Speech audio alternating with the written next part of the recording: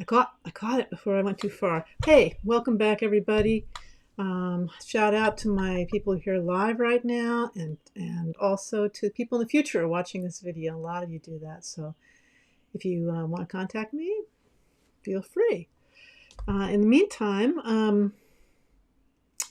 I am Loppon Yudron, and I am coming to you live from Nectar, the Happy Garden of Practitioners in Oakland, California, where it is raining a little bit.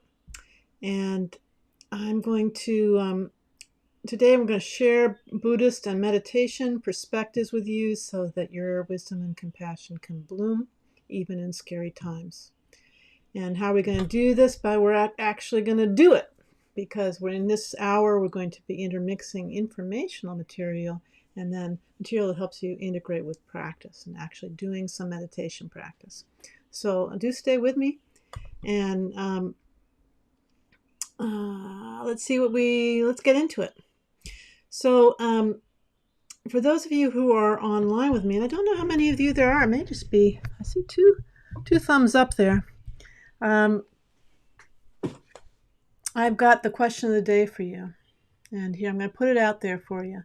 If you could change one thing about your practice, meditation practice, what would it be? Okay, so you go ahead and put that in the comment and reactions bar there, and we'll come back to that in just a minute. So today we're focusing on practice advice and inspiration from Dudjom Rinpoche Jigdal Yeshe Dorje, who was a great meditation master in the 20th century. And I was a student of two of his close disciples. The first of which was Lama Tarchen Rinpoche, and the second was Lama Pema Köd Rinpoche. So I heard a lot of stories about Dudjom Rinpoche, and I loved Dudjom Rinpoche, but I never met him. So I've been going through his biography, and I have a lot of things I'd like to share with you.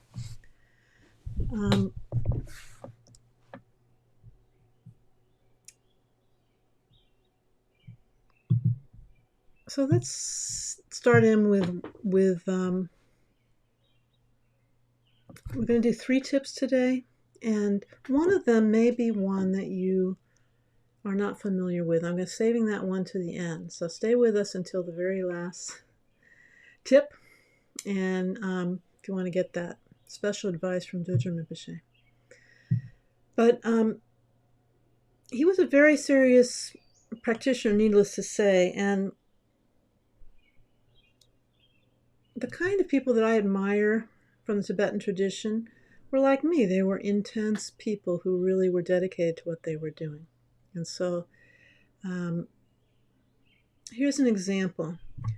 He teaches, as our first tip, Dudjom Rinpoche taught that you should make a promise to yourself about your practice, whatever it is. It might be a daily commitment. It might be anything, weekly commitment. It might be an attitude commitment or a conduct commitment. But and then you really stick to it. So you really contemplate, what can you commit to realistically that you will never miss. And then you do that reliably. And who is it a promise to? It's to yourself. If you're here because you want to bring meditation and maybe you want to bring Buddhism into your lives. So here's what he said as his first tip. Once you make that commitment to yourself, should anyone, high or low, attempt to interfere with your practice, you should be like an iron boulder that's being pummeled with a silk handkerchief. You don't be weak. You don't want to be someone whose head's always going, like this and that.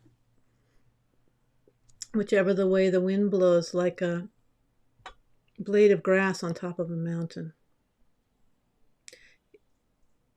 In the beginning until the conclusion of your cultivation of any practice, whether lightning strikes from above, lakes rise up from below, rocks fall down all around you on all sides, or even if your very life is in danger, think, to stop would break my promise.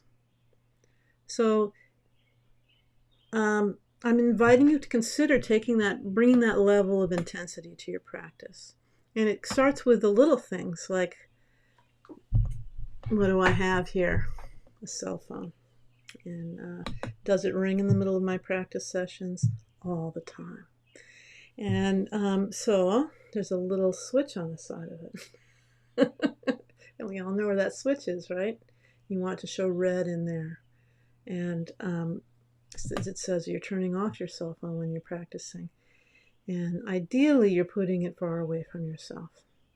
Okay? So that's one example of a very simple promise you can make to yourself. I won't let my cell phone interfere with my practice. But there's a lot of things in our daily lives. I mean, here Dudjom Rinpoche was addressing yogis who are going into long-term retreat. And he was telling them, you really have to commit to this thing and not, I don't know, leave the retreat or whatever. And saying 100% I'm going to do this. But for us, now, in this day and age, and with everything that's going on, our promises might be really small, but meaningful. And keeping a promise has its own power. So I'm trying to think of another example.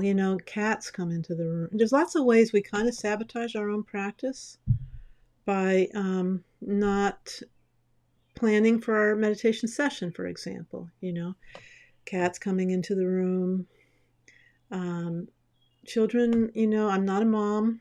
Happy Mother's Day, belated to everybody.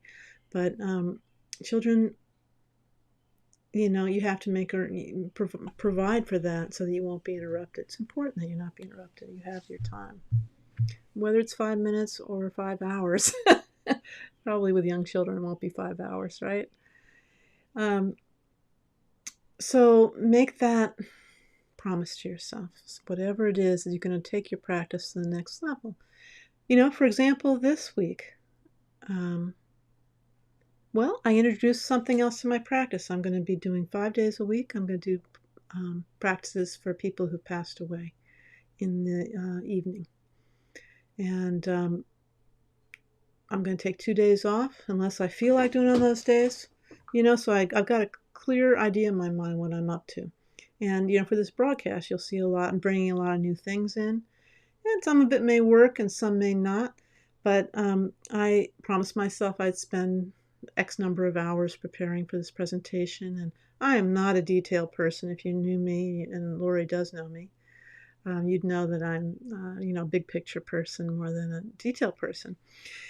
So I had to promise to myself that I was going to learn some details about editing videos, about setting up you see this nice picture.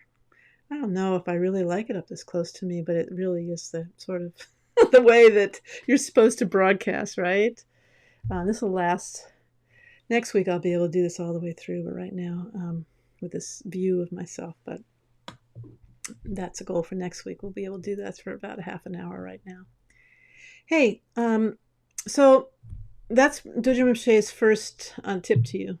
Be serious about it. Make a commitment to yourself. And if any of you aren't familiar with Dudjom Rinpoche and you're jumping in right now, we started him with his very, very babyhood life and only hinted at a little at older childhood aspects. And so I want to tell you some stories.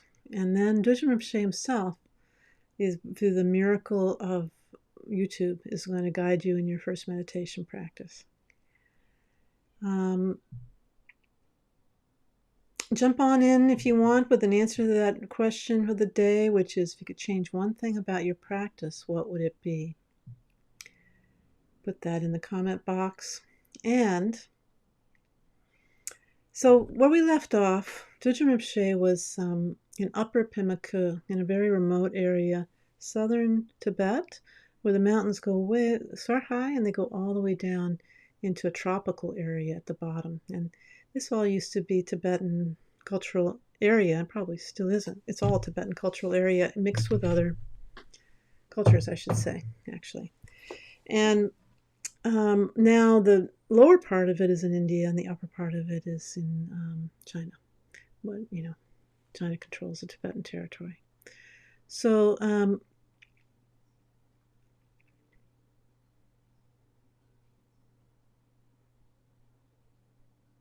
it was just, we hear these stories about, the first one we heard last week was that when he was just a little boy, he ran up to his former students who had come to find him, and they'd never seen him before. Family had no idea they were coming, and greeted some of them by name.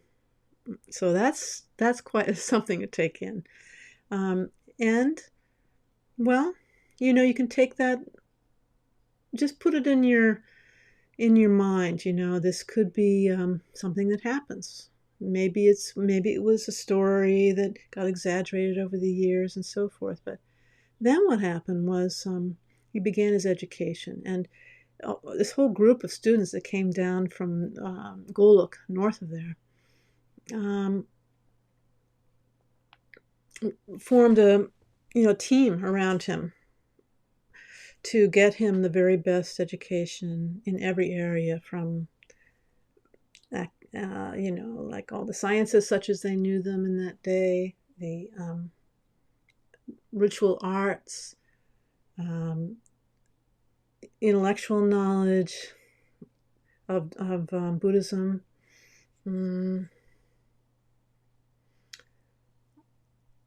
how to read, how to write, and then bestowed all these transmissions, which is what they call these.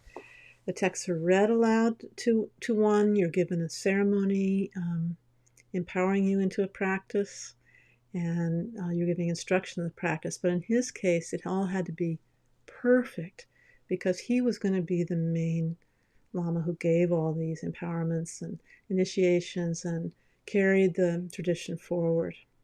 The Dudjom Rinpoche tradition, but the whole larger tradition is called the Nyingma school of Tibetan Buddhism. So there was a lot of weight on his young shoulders. And when it came time to learn to read, which was, 4 years old or something like that, he was assigned a really sweet lama named Pema Köd.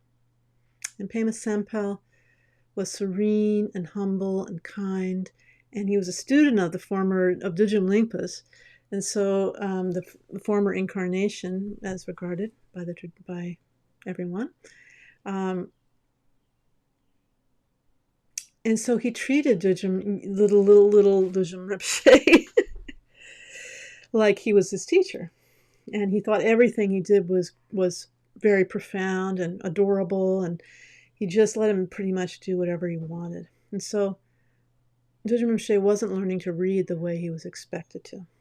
And this came to the attention of the sort of head of the team, Ling Lama was his name, and not the Ling Rinpoche of the Gelugpas. And so they had a little powwow, so to speak, and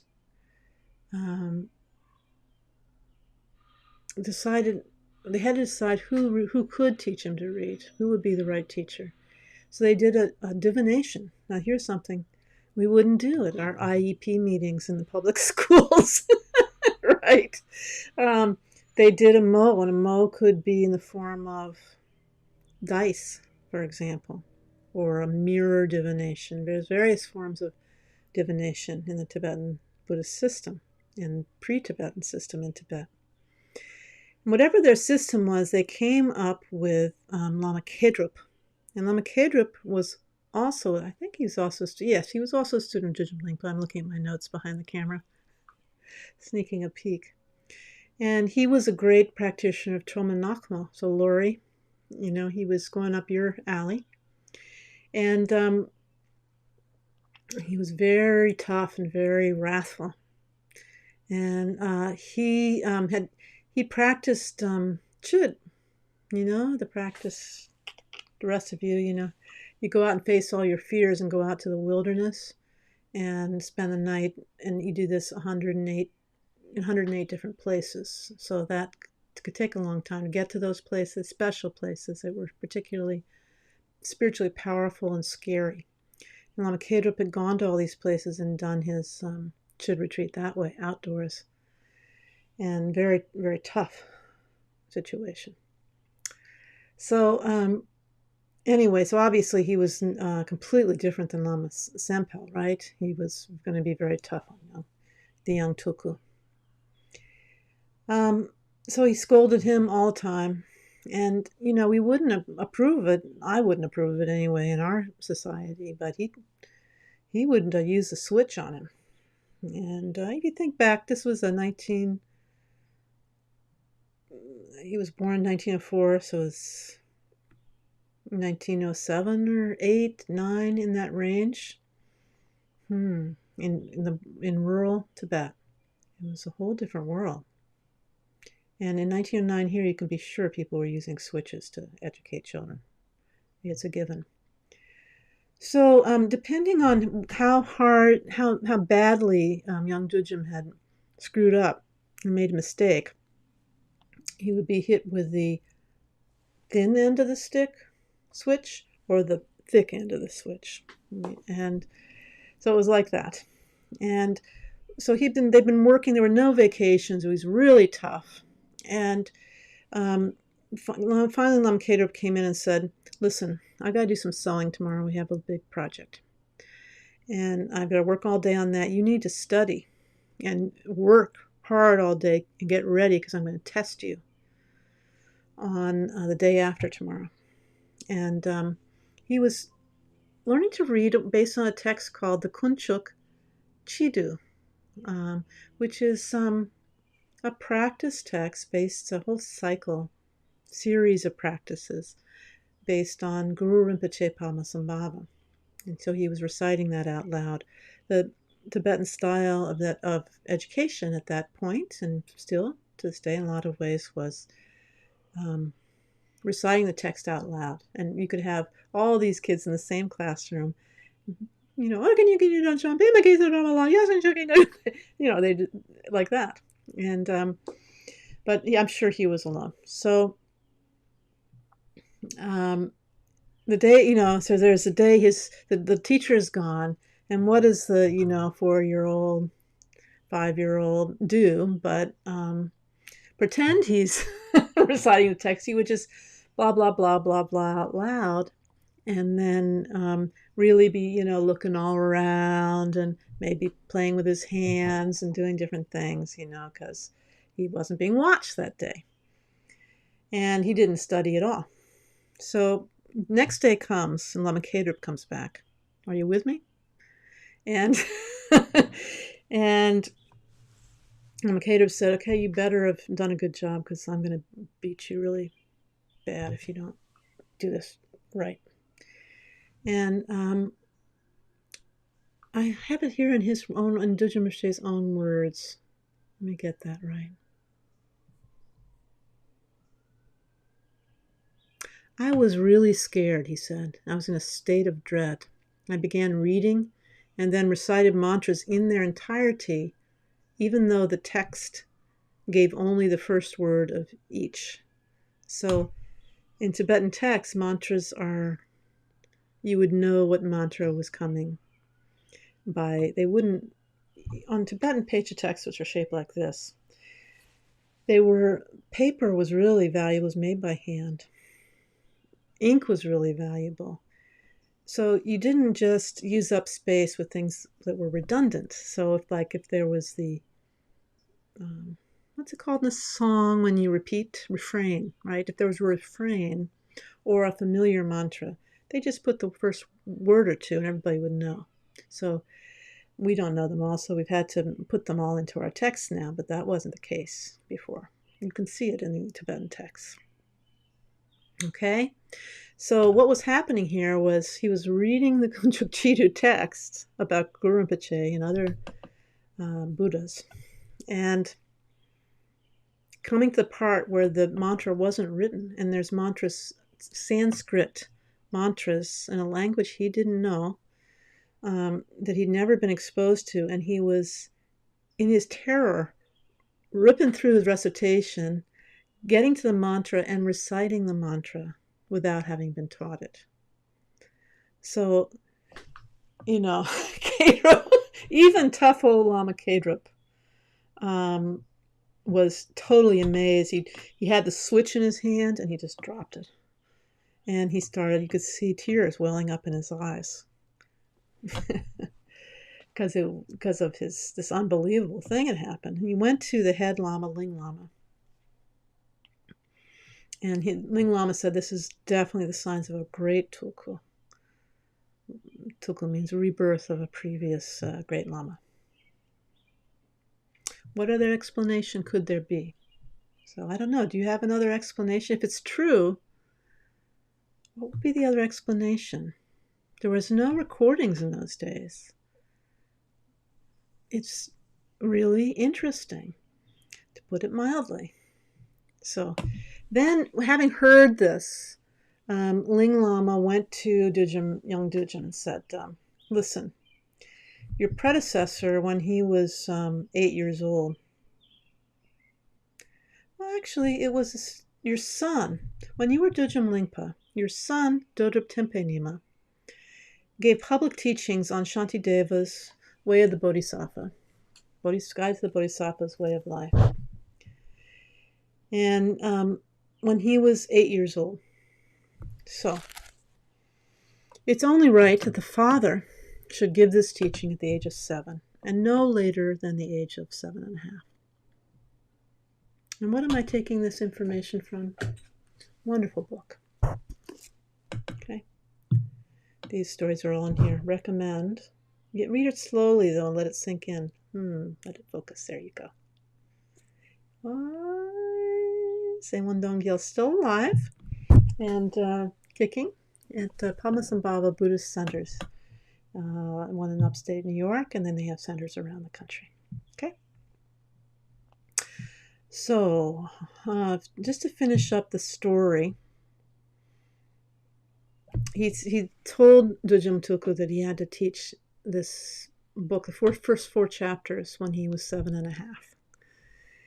So the day came, and everybody came into the temple, and they started chanting all the prayers that are traditionally done before a great Lama teaches, and lineage prayers, and 7-branch offering. They made a big formal mandala offering. I don't know if you've ever seen that. If anybody's ever, I don't know how many people are online, if it's just you, Lurie, or what, but there's a formal procedure of doing a big mandala offering of precious substances in a very special way with a long text in front of a room full of people that are waiting for a teaching, making their offering to the teacher, in appreciation for what he's about to teach. So all this was done. My goodness, can you imagine how nervous you'd be? Oh, 5 people, great. Sometimes I can see it on my little dashboard, sometimes I can't. So he started in, and he gave the 4 chapters, the commentary on the 4 chapters. And when he was finished, Ling Lama was really happy. And so he was really happy, right? But immediately what he did was took a conch shell. Oh, I should have brought the conch shell in. And he handed it to little Dudjom and said, okay, take this outside and blow it in each of the 4 directions. And being a child, that sounded really fun to him. So he went outside and he blew in the eastern direction. And he didn't know how to play the conch. I don't know if you guys have or not, but you can make a nice sound, or you can make a no sound, or you can make a squeaky sound, especially when you haven't warmed up. So when he blew in the eastern direction, it didn't make a good sound at all. Instead, it made a series of low, small, bumpy noises. Not good. Then he blew in the south direction, and a beautiful sound came out. Then when he blew in the west, an even lovelier, louder sound arose, almost of its own accord. In the north, though, he went to blow, and the sound was so negligible that it seemed like his mouth was tired and his breath was small. And he came back into the temple, and the Lama said, Tulku, you did well. You won't do beneficial activities in the eastern direction, but that's okay, because your predecessor did. Now, and you won't be doing such activities in the northern direction either, but that's also all right, because in the western and southern directions, your activities will bring great benefit. And he was really happy. So I don't know about you, but I thought, what would happen if I went out and blew the conch in 4 directions? So yes, I did. And if you're Tibetan and you're watching this, this is like a... It's going to seem like I'm outrageously pride-filled to even try such a thing. But I did it with a sense of humor. So I'm going to... I think you got to see this. Let me bring in the video. Here you go.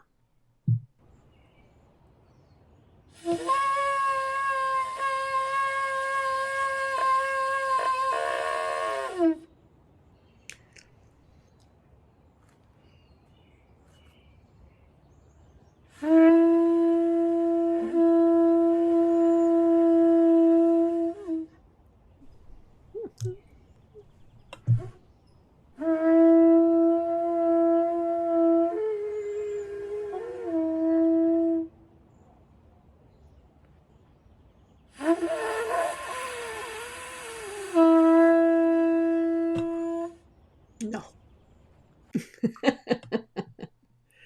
All right.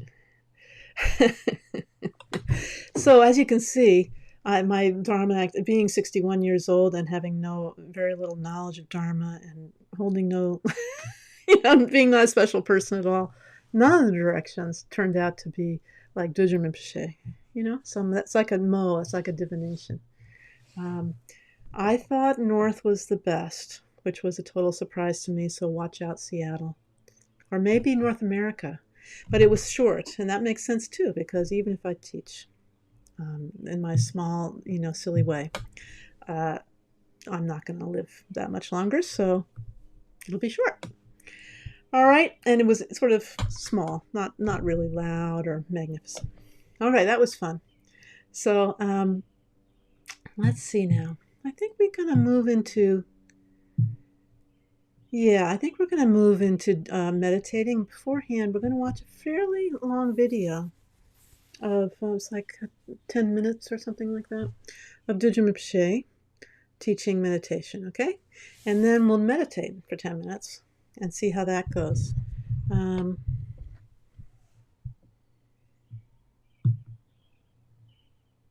right.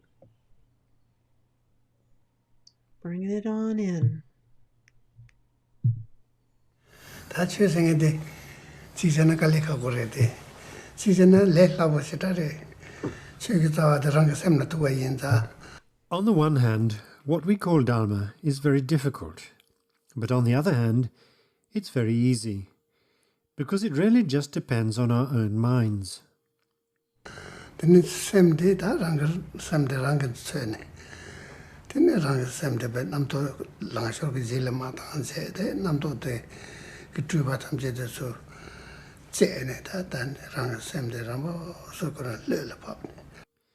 So you should search for your mind and look after it. Don't let your mind get carried along by rising thoughts. Cut the elaborations and conceptualizations of mind and allow your mind to relax into its natural state.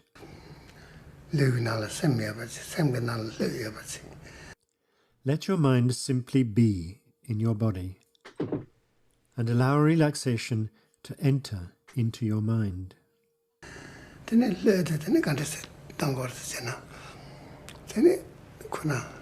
Legasar song Midrabus, Legasar song Midi, technically Jan Legat takes a Kalasarson and Lamsa, take a lot then. Then the para Bened Cheba Neso, Tabus, Genecona, Ranjing, Coras Sempai, Lobol Negene, then Namdo Madren Gudem Mavasicora, Dinga than a dot near. What does this state of relaxation feel like? It's like the experience of a person who has just finished some exhausting work. After laboring long and hard to accomplish their task, once it is finally over, they experience a blissful satisfaction and are content simply to rest.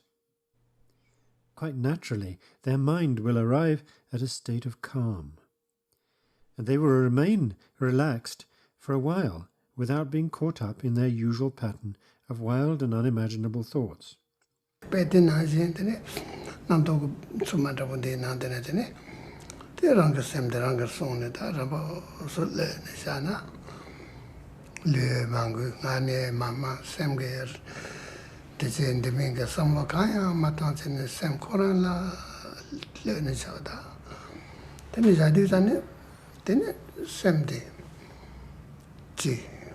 Yogi and Ram, Majan Gudenda, Majaguj, and members again, Sam Korang, Dangsang, Wajagatini, Lepochi, still put the on then little Teranjana.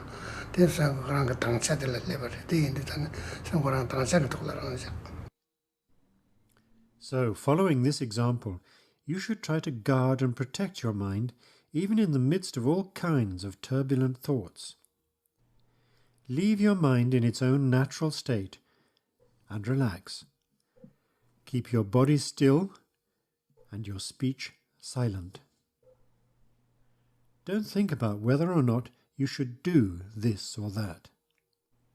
Just settle your mind into a state of relaxation and calm, in which there is no chasing after objects and no wild and crazy thoughts. Instead, you should find yourself in a state that is vividly open and empty, brilliantly clear and deeply relaxed. This state of ease is an indication that mind has arrived at its inherent clarity, and it will simply settle itself in that clarity.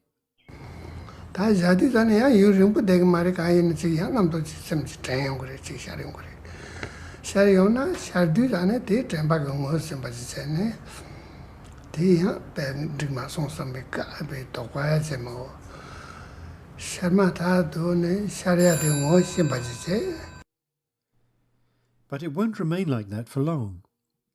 Something happens. A thought rises.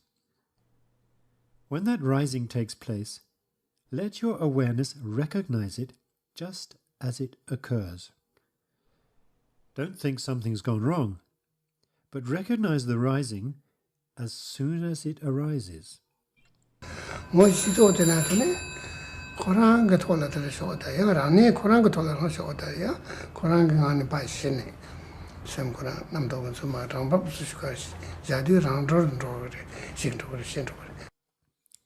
And just leave it at that, with the recognition.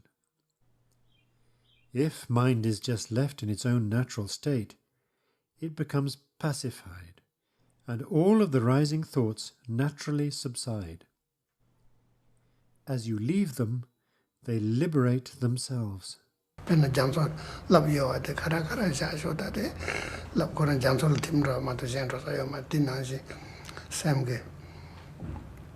Maybe Shannon Joan, the Kanta was a Shanadan, Rama Shoda, or Rama could have turned over the Ranjul, could have sent over it, down over the Indestructible.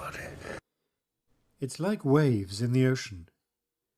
They're left to dissolve back into the ocean, and this is really the only place for them to go.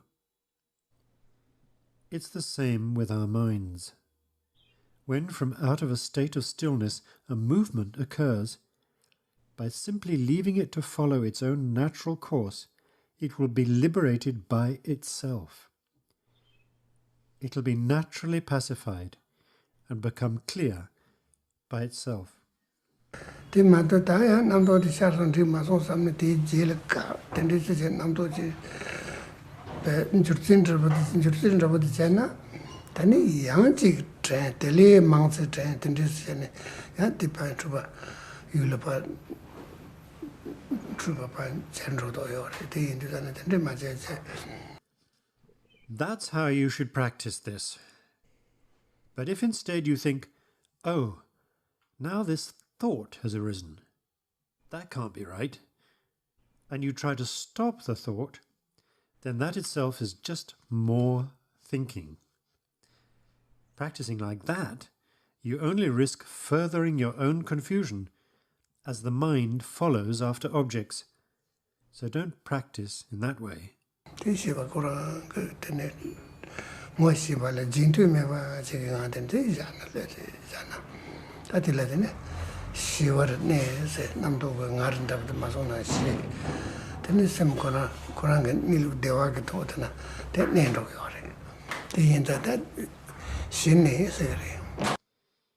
Resting in the recognition without following after thoughts is known as peacefully remaining, because it defuses or pacifies the power of thoughts and enables you to remain in the blissful nature of your own mind.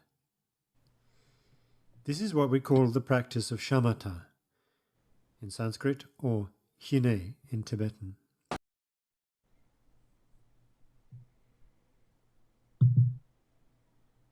Okay, so let's do that. 6:36, so let's go about 7 minutes.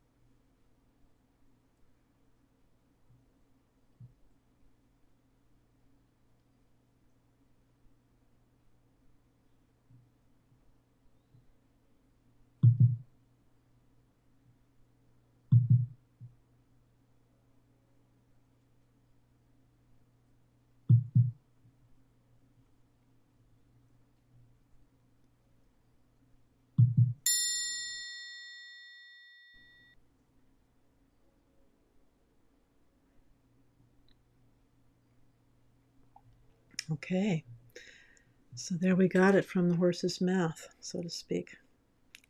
And that was Dudjom Rinpoche, I think, in the 70s in England. And at that time, later in life, he developed asthma, so you can hear he had a really nice voice earlier in his life, but they didn't have good treatments for asthma back then. So I want to bring one comment up on the screen. This is an answer to my question about if you could change anything about your practice. What would it be? Here's Lori. She's saying, I love everything about my practice. I would like to change my practice schedule to earlier in the day. I tend to practice late at night after everything is finished. Ooh, it can take a while to figure out what time is best for you. I've switched to super early morning because I'm not working a regular job right now. But it means you have to be at bed earlier at night, and it's hard to adapt to that schedule. And I'm also doing an evening practice before I go to bed. And then I'm working in between. But everybody's different. Lori, that I espouse a early morning thing because if you can get in super early, before your mind, the point is, to me anyway, that it's before you start thinking about all the stuff you have to do that day, right? And anything you can do right when you wake up,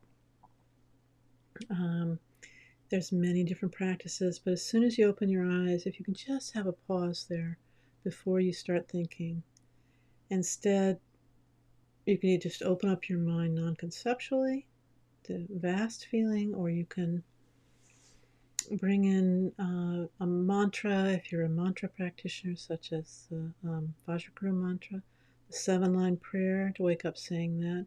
And these days, there's protective mantras that are for people with faith.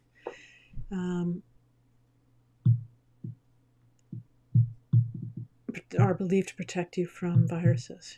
Yeah. So if you believe in that kind of thing, and I tend to be that kind of person, for example, the Vajra armor mantra and so forth, a lot of lamas have been teaching this. So especially if you're being exposed, whatever protective mantra from the simple Tara mantra all the way to this long and hard to memorize, but possible, Vajra armor mantra. There's 20, the 20th Tara quells epidemic diseases, or just Om Tari Tutari Turi Soha is always good. You can start with that, sound, preventing you from starting on your mental trip. For a few minutes, it makes your day go so much better. It's really great. I have a testimonial from my roommate who's, I don't think, if you're watching this, roommate, I don't think you mind people telling you that he works at Trader Joe's in a big city. And has to go on the public transportation to get there and come back in the middle of the epidemic. So he's stayed well. He's been doing the Vajra armor mantra right when he wakes up. And he was just saying the other day how grateful he is that he heard. I've sort of passed it on for him from a medical doctor, a Tibetan medicine doctor, traditional doctor. I received that advice years ago. Do a whole mala, which means like 108, or whatever you can. Even if you can just do a few right when you wake up, it's really good. But whatever, try to give yourself the gift of a little time to wake up and not start your afflictive emotions, they call them, and all the anxiety and stuff. Anxiety is such a bore, don't you think? So, that's my second tip of today. Let's bring it up so I can't remember what it is. Oh yeah. Don't meditate. Dudjom Rinpoche said, don't meditate to arrive at a conclusion. Like, that's it!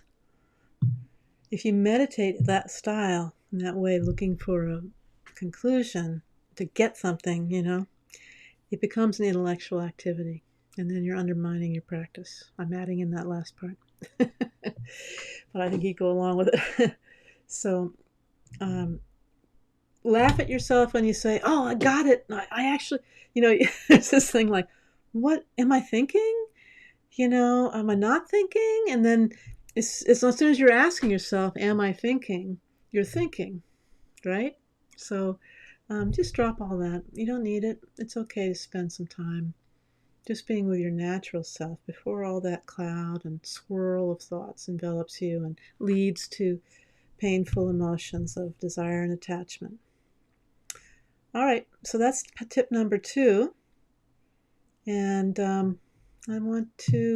anybody want to give me a shout out in the comments section? Say hello. I invited some new people this time. I'd love to see if you're here. Okay, so now let's practice a little bit. Again, I think this time instead of my prayer flags in the backyard, which were live. Hey, Rob, glad you're here. Which were live, and it's actually a webcam sticking out my window, if you wanted to know. I thought that was relaxing. Let's bring in a picture of Dudjom Rinpoche. Maybe I'll have to put the prayer flags behind it, because otherwise it'll be me in the way. All right, it's a tall, thin one. So let's change the camera to the webcam. There you go. We don't see the prayer flags, but we see the yard. That's nice. All right, so let's practice it's 6:51. Let's practice for 5 minutes. And then we'll come back to a really great tip where you start getting the real subtle and important, profound aspects of meditation that Dudjom Rinpoche taught. So stick around. And I'm going to do my ting ting. There you go.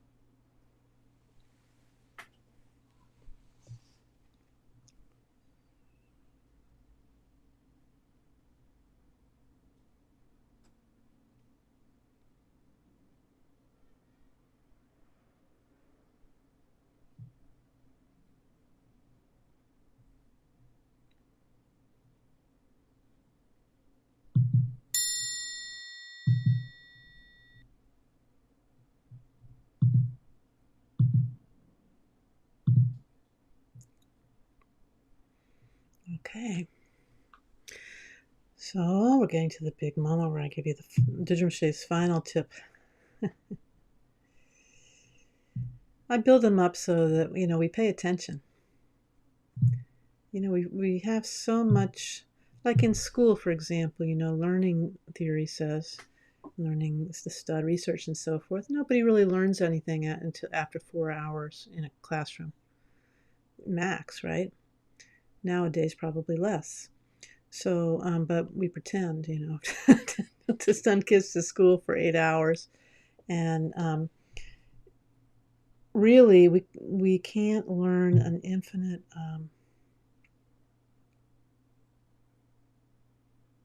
amount of Dharma either. We really want to take it slow and do little chunks. Read a sentence, read a paragraph, really understand that, and then move forward. That's how you read Buddhist books. It's different than reading to try to get to the exciting conclusion or for entertainment. You read a little bit and then you rest in non-conceptuality. And actually my friend Denise pointed out a study, I'll have to bring that in, that was about just that from a modern scientific point of view. You work on a problem with your mind, when this is about problem solving and coming up with those aha moments. You work on the problem conceptually, and then you rest in non-conceptuality. Some writers talk about going out for a run or whatever, or a walk, and then suddenly their plot issues resolve and that kind of thing. So similarly, read a little bit, practice. That's not the tip. The tip is, here's what he says. In the beginning, and that means for us beginners, look directly at whatever thoughts arise. Do not examine, analyze, or reflect on them at all. Rest upon the recognizer of the thoughts without making it a big deal. Disinterested in what arises, like an old man watching children at play. So that metaphor, an old man watching children at play, I think it must come from the Dzogchen, ancient Dzogchen text called Tantras. I'll have to ask my acquaintance, Malcolm Smith, who's translating the old Tantras, the literary basis for our meditation tradition. Because you see this come up. An old man watching children at play. They're just disinterested in the whole, they like having children playing there. It's fine to have children playing there, but it's not really a big, they're just not really paying all that much attention to it. So to have that attitude towards thoughts, where, there is a recognizer, rest there in the recognizer, that quality which sees the thoughts. But don't spend a long time saying, oh, that was a bad thought, that was a good thought. Like, we all know this, right? Waste of time. And don't feel like, oh, gotta write that down. Okay, every now and then I do remember something I know I'll forget and write it down. But it's better to sit down before you meditate. This is my addendum. And write down everything that's on your mind if you're a busy person.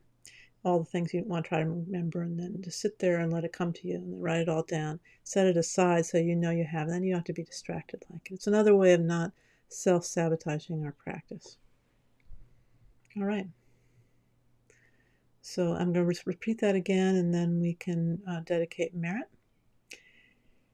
In the beginning, look directly at whatever thoughts arise. Do not examine, analyze, or reflect on them at all. Rest upon the recognizer of the thoughts without making it a big deal. Disinterested in what arises, like an old man watching children at play. All right, so try to bring that into your practice this week. And each of those tips was from Dudjom Rinpoche's Reacher Mountain Retreat text. So it's in some of the things I pass on this week. Well, there's a list of Dudjom Rinpoche's books that are the most accessible, easy to read books in the description of this live stream. So right there. And Wisdom Nectar is this one, and in it, there's 8 or 9 translations of this meditation advice for solitary, practical advice for solitary meditation retreat practitioners. It's normally known as Richa or Mountain Retreat. That's a gem, but there's a lot of gems in that book. All right, so let's dedicate merit. By this merit may all obtain omniscience. May it defeat the enemy wrongdoing. From the stormy waves of birth, old age, sickness, and death, from the ocean of samsara, may I free all beings. All right, y'all. Thank you so much for coming, and I'll see you next week. Bye now.